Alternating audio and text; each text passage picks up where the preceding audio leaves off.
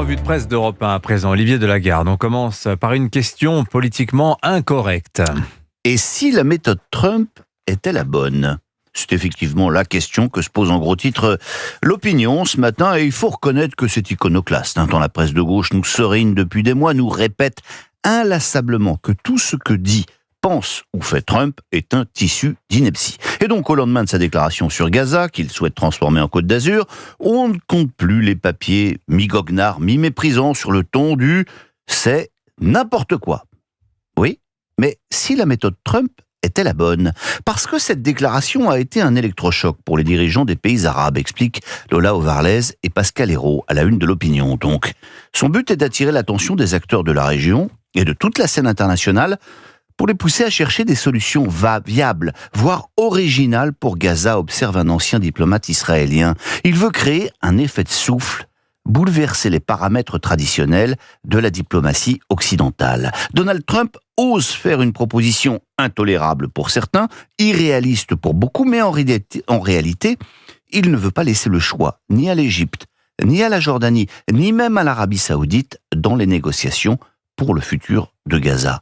Dans le Parisien, l'ancien ambassadeur de France à Washington, Gérard Haraud, est bien obligé de le reconnaître. La fameuse solution à deux États que prône notamment la France, tous ceux qui connaissent la région le savent, c'est mort. Mais on continue de défendre cette idée qui nous permet de croire que l'on a encore une politique au Moyen-Orient. Trump, qui n'a ni tabou, ni surmoi, ni limite morale, nous met face à nos hypocrisies. Lui, au moins, conclut-il, ne fait pas semblant. Allez, retour à la politique française. Et tel le canard dans le sketch de Robert Lamoureux, le gouvernement, malgré 2 motions de censure, était toujours vivant. Mais quelle séance à l'Assemblée, quel grand moment de démocratie parlementaire. Pour vous en convaincre, lisez le papier très marrant de Willy Bordas dans le Figaro. Les orateurs se succèdent à la tribune. Personne ne les écoute, raconte-t-il. Il faut dire que c'est pas le top du top. Les partis ont envoyé au front les seconds couteaux. C'est la Ligue 2, lâche amusé un commentateur. Pendant que Charles de Courson feuillette un journal, Rachida Dati et l'écolo Cyrielle Châtelain taillent le bout de gras. Seul moment où l'Assemblée s'anime un peu, quand le macroniste Jean-René Cazeneuve remercie chaleureusement les socialistes pour leur esprit de responsabilité. Autre version du baiser qui tue. Ces derniers baissent la tête, gênés et lâches. Arrêtez de dire du bien de nous, bande d'enfoirés.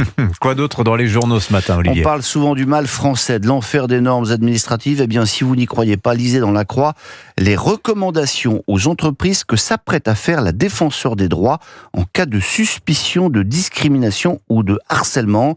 Surtout que le dirigeant ne prenne pas lui-même de décisions de bon sens, mais qu'il fasse appel à des officines professionnelles et à ses frais qui vont rendre la justice. Évidemment.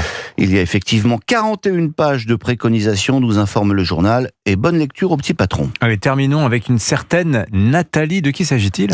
C'est une niçoise, quinquagénaire, plutôt jolie, seule et fortunée. Alors, un dernier détail, Dimitri, elle n'existe pas. Nathalie, c'est un personnage créé grâce à l'intelligence artificielle par le Parisien aujourd'hui en France pour attirer les brouteurs, comme on les appelle. Les brouteurs, ce sont des escrocs qui, depuis Abidjan, usurpent les identités de personnalités célèbres pour soutirer de l'argent à des femmes en mal d'amour. On a eu une affaire récente. Absolument, le journal avait révélé il y a quelque temps comment une femme s'était fait soutirer 800 000 euros par un faux Brad Pitt.